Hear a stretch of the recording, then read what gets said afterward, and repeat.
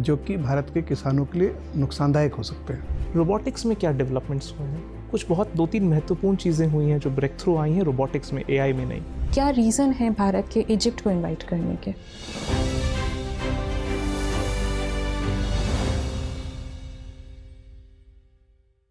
May I come in, sir? Yes, please do. Good evening, sir. Good evening. Good evening, ma'am. आइए, बैठिए। Thank you, sir. आप दिव्या हैं? Yes, sir. Divya, अपना परिचय दीजिए ताकि आपके बारे में कुछ बुनियादी बातें हमें पता लग जाएं और फिर हम आपसे बात कर सकें। सर, मेरा नाम दिव्या है। मैं हरियाणा के महेंद्रगढ़ डिस्ट्रिक्ट से हूँ। मैंने अपनी स्कूलिंग जवाहर नवोदय विद्यालय से की है। उसके बाद मैंने अपनी ग्रेजुएशन अपने डिस्ट्रिक्ट के कॉलेज से की है और पिछले वर्ष यूपीएससी में भारतीय पुलिस सेवा में मेरा चयन हुआ है जी। और मेरी दिनचर्या के कुछ बेस्ट मोमेंट्स में है अपनी मम्मी से बातें करना, उनके साथ टाइम स्पेंड करना और घूमर डांस में मेरी रुचि। देखिए मेरी नई मूवी पठान सिर्फ प्राइम वीडियो पर। ठीक है, तो आप पहले प्रयास में आईपीएस बनी है, ये आपका सेकेंड अटेम्प्ट है? Yes sir. अभी आपकी क्या उम्र है? सर 24। अच्छा, तो ज्वाइन क्यों नहीं किया आपने अभी? क्योंकि आप ये मेंस दे रही थी इसलिए? Yes sir. तो कब ज्वाइनिंग की इच्छा है आपकी आईपीएस को? सर ज्वाइन तो कर लिया लेकिन अभी मैं लीव पे हूँ। अच्छा, ज्वाइन कर चुके हैं, Yes, तो आप आईपीएस हैं पूरी तरह से, इसका yes. मतलब ठीक है। तो दिव्या, आप हरियाणा राज्य से हैं और हरियाणा में ऐसा कहते हैं कि लोगों की मूल प्रवृत्ति में या मूल प्रकृति में शौर्य और साहस की भूमिका ज़्यादा रहती है। Yes sir. उसका सम्मान भी ज़्यादा है और आईपीएस की नौकरी शौर्य और साहस के लिए सबसे अच्छा मंच है भारत में। इतनी अच्छी नौकरी वही पहले प्रयास में आपको मिल गई, आपको छोड़ के क्यों आईएएस में आना चाहती हैं? आईएएस ही आपकी प्रेफरेंस होगी ना इस बार? Yes sir. क्यों आना चाहती हैं?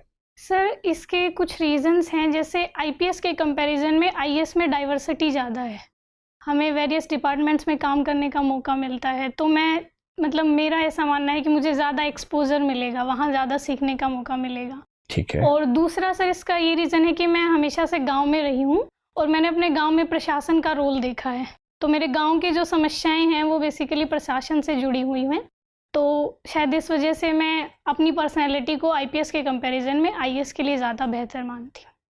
ठीक है, जैसे हरियाणा की समस्याओं में से एक समस्या है फीमेल फिटिसाइड की। Yes sir. मादा भ्रूण हत्या कहना चाहिए, बालिका भ्रूण हत्या। Yes sir. आप एक पुलिस अधिकारी के तौर पर पीसीपीएनडीटी एक्ट को ठीक से इम्प्लीमेंट करने में भूमिका निभा सकती हैं। Yes sir. ताकि कोई भी अस्पताल, कोई भी लेबोरेटरी भूल से भी ऐसी इंफॉर्मेशन किसी होने वाली माँ को ना दे सके कि उसके पेट में, गर्भ में मादा भ्रूण है। Yes sir. या कोई हॉस्पिटल एबॉर्शन सिलेक्टिव तरीके से ना कर सके। बिल्कुल। आईएएस के तौर पर आपकी भूमिका थोड़ी बढ़ जाती है और आपको ऐसी स्थितियां बनानी है कि ये समस्या जड़ से खत्म हो जाए। Yes sir. तो मुझे बताइए कि अगर हरियाणा में मादा भ्रूण हत्या की समस्या को जड़ से खत्म करना हो और आप मान लीजिए कि मुख्यमंत्री ने आपको विशेष रूप से ये एक प्रोजेक्ट दिया है और 5 साल का समय दिया है और फंड की कोई कमी नहीं है, तो आप क्या स्टेप्स लेंगे कि हरियाणा से ये समस्या खत्म हो जाए?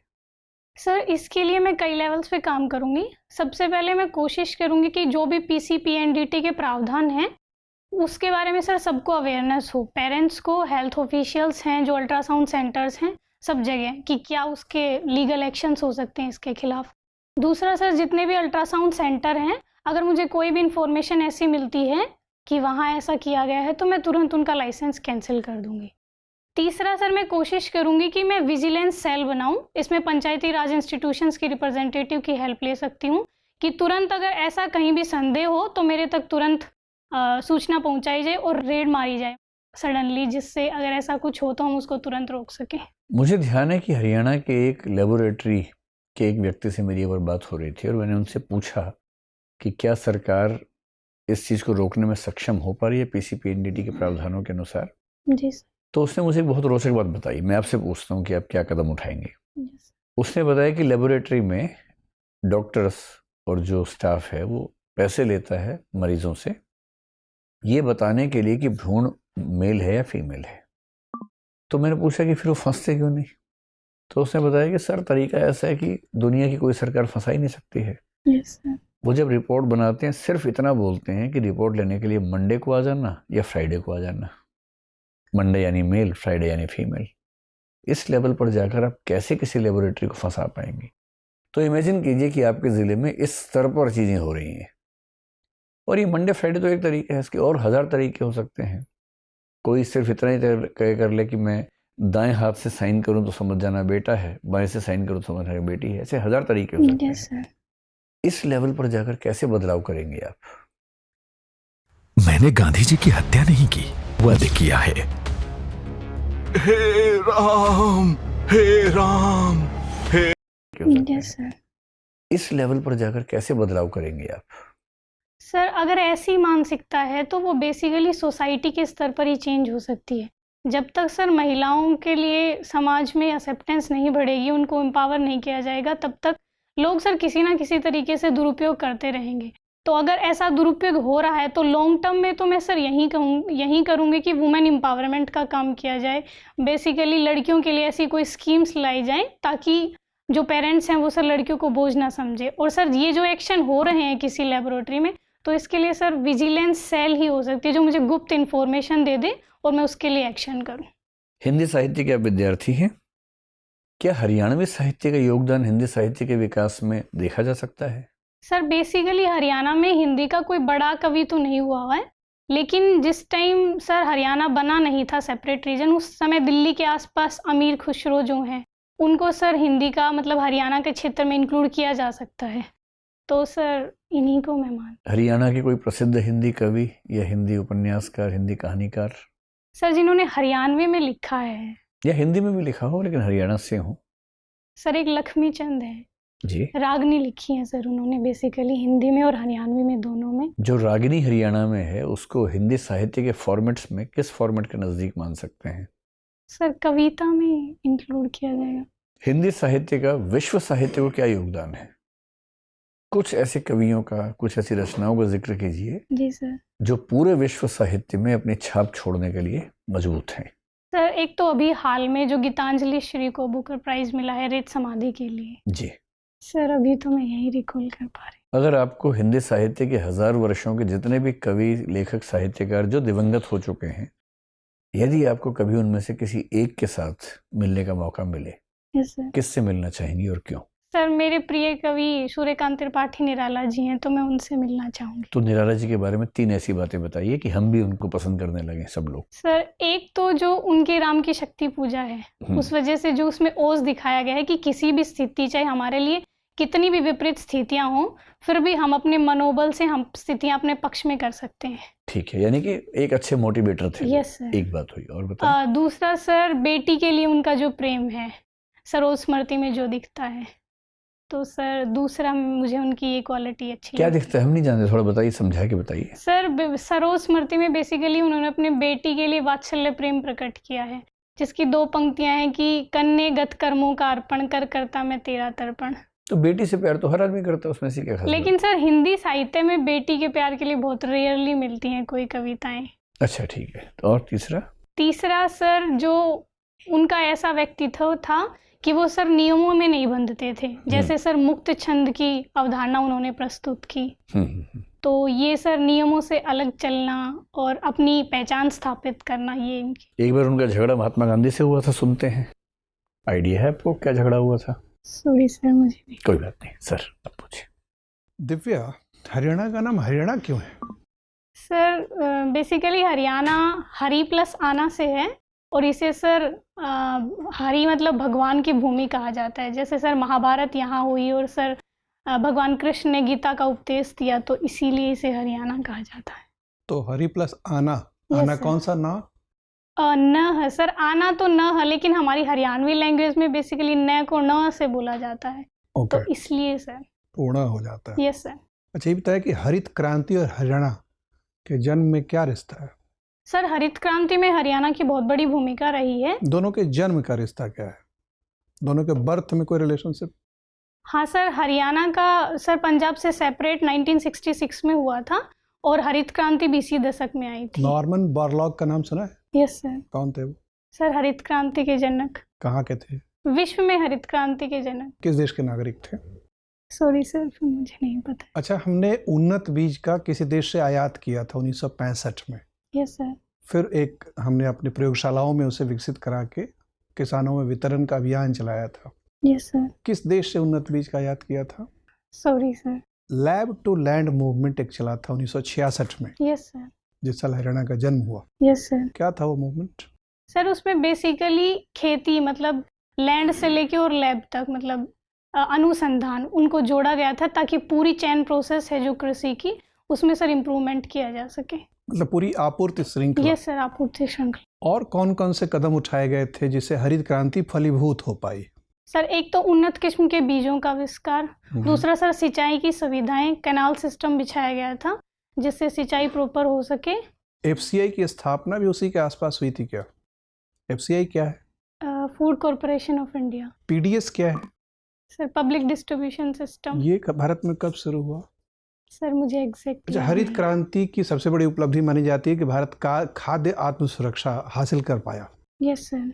अब जो एग्रीमेंट ऑन एग्रीकल्चर है, कृषि समझौता है WTO वाला, उसके वजह से एक दबाव है सरकार के ऊपर कि वो पुरानी सुविधाओं को वापस ले। Yes sir. जिसके विरोध में हरियाणा के किसान, राजस्थान किसान, पंजाब के किसान विरोध प्रदर्शन कर रहे हैं। कौन से वो प्रावधान हैं कृषि समझौते में जो कि भारत के किसानों के लिए नुकसानदायक हो सकते हैं? सर बेसिकली WTO में ये कहा गया है कि किसानों को कैश के रूप में इंसेंटिव नहीं दे सकते हैं। जितना प्रोडक्शन है उसका डेवलप्ड जो कंट्रीज़ हैं वो 5% दे सकती हैं और डेवलपिंग 10% दे सकती हैं। अब जैसे सर MSP के रूप में भारत सरकार जो किसानों को MSP के रूप में कैश उपलब्ध कराती है, उनसे खाद्यान्न खरीदती है, वो सर हमारे भारत में 10% से ज़्यादा है। तो बेसिकली इसी के ऊपर WTO में विवाद है। क्या आपको यकीन है कि वाकई 10% से ज़्यादा है? सर रिपोर्ट्स में तो ऐसा ही है। अनाज भंडारण को लेकर भी कुछ नियम में प्रावधान है, फूड स्टोरेज को लेकर क्या प्रावधान है और क्या दबाव है सरकार पर उसके लिए? सॉरी सर, मैं अभी रिकॉल नहीं कर अच्छा। पा रही हूँ। कृषि वस्तुओं के बाजार में विकृति से हम क्या समझते हैं? सरकार के उपस्थिति से कृषि बाजार में किस प्रकार की विकृति आ सकती है? सर गवर्नमेंट की उपस्थिति है, जो प्राइवेट मार्केट होता है, जब प्राइवेट सप्लायर्स होते हैं जो खरीदने वाले होते हैं, उनको सर एक ये उनके लिए सर मार्केट में मतलब उनके लिए कमी हो सकती है। अगर गवर्नमेंट आ जाती है तो सर उनके लिए थोड़े ऑप्शंस कम हो जाते हैं। जैसे MSP के ऊपर खरीदना होता है तो सर अगर सरकार खरीदती है MSP के ऊपर या नहीं खरीद पाती तो प्राइवेट प्लेयर्स को भी उसी रेट पर खरीदना पड़ता है। ये विकृतियाँ हो जाती हैं। तो आपको क्या लगता है, आप तो चूंकि किसान परिवार से आती हैं, हरियाणा की रहने वाली हैं, जो कृषि विपणन संस्थाएं हैं, मंडियां हैं, यस सर। जिससे कि किसानों को बड़ा भरोसा है कि उनसे सहारा मिलता है, यस सर। इसको बंद कर देना चाहिए, ध्वस्त कर देना चाहिए, पूरी तरह से स्वतंत्र बाजार पर आश्रित कर देना चाहिए कृषि उपज को?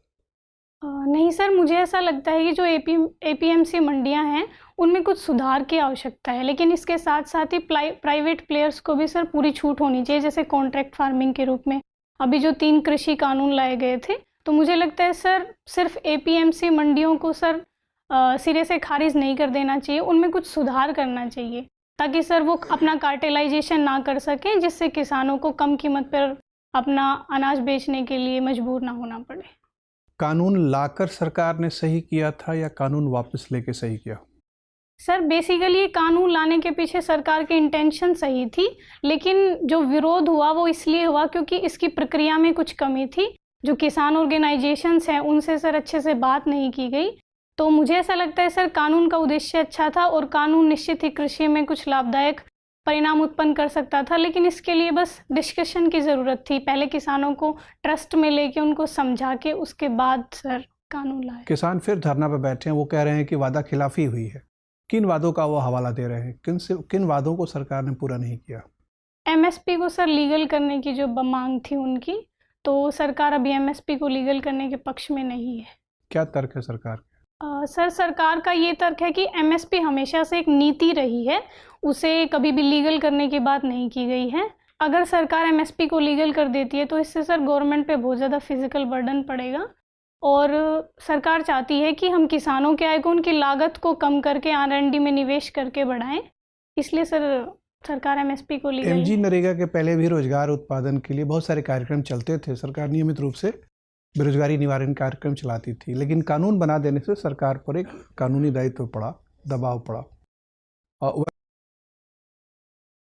यहाँ पे या इस विषय में आपकी क्या राय है? सर BBC के विषय में स्पेसिफिक? BBC नहीं, मीडिया की स्वतंत्रता के विषय में भारत में। सर मीडिया को हमारे संविधान में स्वतंत्रता दी गई है फ्रीडम ऑफ एक्सप्रेशन की, लेकिन मुझे ऐसा लगता है कि सर मीडिया को इतनी आज़ादी नहीं मिलनी चाहिए कि किसी व्यक्तिगत इंसान के अधिकारों का हनन हो सके या सर समाज में कोई टेंशन पैदा हो जिससे। तो मीडिया को अपनी रिस्पॉन्सिबिलिटी समझनी चाहिए। उसका कार्य सर सरकार के कार्यों की समीक्षा करना और लोगों को अवेयर करना है। तो मुझे लगता है एक सर अनबायस्ड मैनर में और सर पूरी ट्रांसपेरेंसी के साथ उसे सर ये कार्य करना चाहिए, क्योंकि उसे सर लोकतंत्र का चौथा स्तंभ कहा गया है। तो उसकी आज़ादी ज़रूरी है, लेकिन सर लिमिट्स के साथ। ओके, चलिए मान लीजिए आप IAS बन गई और आपको एक पर्सनल असिस्टेंट दिया जा रहा है। Yes sir. और आपके पास चॉइस है एक मेल या फीमेल की। Yes sir. और दोनों इक्वली कॉम्पिटेंट हैं, एकदम बराबर, कोई अंतर नहीं। किसे चुनना पसंद करेंगे? सर हर चीज़ में दोनों बराबर। एकदम इक्वली कॉम्पिटेंट है, कोई अंतर नहीं किसी भी लेवल पे। सर मैं फीमेल को प्रेफरेंस देना चाहूँगी। क्यों? सर क्योंकि मैं फीमेल हूँ तो मुझे ऐसा लगता है कि मेरा एक इमोशनल कनेक्ट भी है, और अगर योग्यता में वो दोनों बराबर हैं तो मैं मतलब चाहती हूँ कि महिलाओं को ज़्यादा आगे बढ़ाएं। तो यहाँ जेंडर डिस्क्रिमिनेशन नहीं हो रहा? नहीं सर, आपने बोला कि दोनों बिल्कुल बराबर हैं, किसी भी चीज़ में कम नहीं है, तो मुझे लगता है। अच्छा ठीक है, अपनी कोई 2 कमियाँ बताइए हमें। सर मेरी एक कमी तो ये है सर, मेरा थोड़ा सजेस्टिव नेचर है। कभी कभी मुझे ऐसा लगता है कि जहाँ मुझे सजेशन नहीं देनी होती है मैं वहाँ भी सजेशन दे देती हूँ, इस वजह से कभी कभी मेरा नुकसान भी हो जाता है। और दूसरा मुझे लगता है सर मैं अपने हेल्थ का ख्याल नहीं रखती हूँ, कभी कभी जब प्रेशर में होती हूँ या कुछ काम होता है, तो ये 2 वीक। ठीक है, थैंक यू सर। दिव्या, आपने बताया कि आपको अपनी मम्मी से बात करना अच्छा लगता है। उनकी उम्र मेरे ख्याल से लगभग 50 के आसपास होनी चाहिए, है ना? ये बताइए कि 50 साल के व्यक्तियों के जीवन में क्या क्या दिक्कतें आनी शुरू हो जाती हैं, और उन दिक्कतों के समाधान में latest development science and technology में क्या क्या हुए हैं? सिर्फ सर साइंस एंड टेक से रिलेटेड? बाकी बता सकती है, कहीं और भी हुआ हो तो। ऐसा कहते हैं कि 40 साल के बाद व्यक्ति में बुढ़ापा धीरे धीरे आने लगता है, अलग अलग फेजेस में अलग अलग चीज़ें सामने आती हैं। Yes sir. तो किस उम्र में क्या दिक्कतें आती हैं? और क्योंकि आप मम्मी से बहुत बात करती हैं तो आपको बताती होंगी ना कि मुझे क्या क्या दिक्कतें आ रही हैं। तो 40 की उम्र से आज की उम्र तक क्या क्या दिक्कतें उनको आई हैं, और आप उनकी बहुत चिंता करती हैं, तो आपको ये भी अंदाज़ा होगा कि अब 5 साल बाद क्या दिक्कत आने वाली है, 10 साल बाद क्या दिक्कत आने वाली है, और उसके लिए अभी से क्या प्रिकॉशंस लेनी है, क्या ट्रीटमेंट्स होते हैं उन चीज़ों के। सर इसमें एक तो मुझे लगता है कि जो सर इस उम्र में अकेलापन फील होता है, तो सर ये दिक्कत है। तो इसके लिए सर इसकी तो कोई दवाई नहीं आती है। नहीं सर, मैं टाइम स्पेंडिंग की कह रही हूँ। ठीक है। तो सर मोबाइल फ़ोन पे उनका जो टाइम आप कैसे भी पास कर सकते हैं, मतलब बोल के आप गाने म्यूज़िक सुन सकते हैं, कुछ देख सकते हैं। ये तो वो उत्तर जो आप याद करके आई हैं, पर मैंने पूछा कुछ और है। मैंने तो ये पूछा है कि 40 की उम्र के बाद या उससे थोड़ा पहले से ही जब उम्र बढ़ती है तो क्या क्या दिक्कतें आती हैं इस उम्र में, और उनके समाधान के क्या क्या तकनीकें हमारे पास हैं। जैसे एक सिंपल एग्जांपल है कि 40 की उम्र के आसपास 2 साल पहले या 2 साल बाद हर आदमी को पढ़ने के लिए चश्मा पहनना पड़ता है नज़दीक का। ये 40 की उम्र में अक्सर 99% केसेस में हो ही जाता है। मैं तो ऐसी बातें जानना चाह रहा हूँ, और क्योंकि आपने लिखा है कि मम्मी से बात करना आपका क्वालिटी टाइम है, तो निश्चित रूप से आपको कुछ ज़्यादा पता होगा हम लोगों की तुलना में इस मामले में। जैसे कैल्शियम डिप्लीशन की एक समस्या महिलाओं में मानते हैं कि 40 के बाद आने लगती है, किस उम्र में आती है, और क्या कोई प्रिकॉशंस आपने ली उनके लिए? सर हेल्थ से रिलेटेड तो मुझे लगता है उनके खाने पीने का, जैसे जैसे उम्र बढ़ती है जो चीज़ें हम घर में खाते हैं, जैसे हमारे हरियाणा में बेसिकली घी और दूध ज़्यादा खाते हैं, तो वो सर उनको इतना डाइजेस्ट नहीं होता है। ठीक है। तो इसके लिए हम कोशिश करते हैं उनको थोड़ा हल्का भोजन दिया जाए। ठीक है। और दूसरा सर, जैसे जैसे उम्र बढ़ती है वैसे वैसे थोड़ा बीपी प्रॉब्लम होने लग जाती है। ठीक है। तो इसके लिए हम कोशिश करते हैं कि हम सुबह उनको जॉगिंग पे लेके जाएं। अच्छा, सिलेक्शन के बाद मान लीजिए आपको तमिलनाडु का ऑर्डर मिला, यस सर। और आपकी मम्मी ये कहें कि मैं कुछ भी हो जाए अपने घर छोड़ के नहीं जाऊंगी, जी सर। फिर आप वहाँ रह के उनका ध्यान यहाँ कैसे रखेंगे? सर वैसे तो मैं उनको साथ ले जाऊंगी। ये सिर्फ आपको चुनना है? नहीं नहीं उनको भी सर, सोचना है इस बारे में? उनका सर है पहले से कि मैं जहाँ जाऊंगी वो मेरे साथ जाएंगे। ठीक ठीक ठीक ठीक है दिव्या, आपसे बात करके बड़ा अच्छा लगा, अब आप जा सकती हैं। Thank you sir.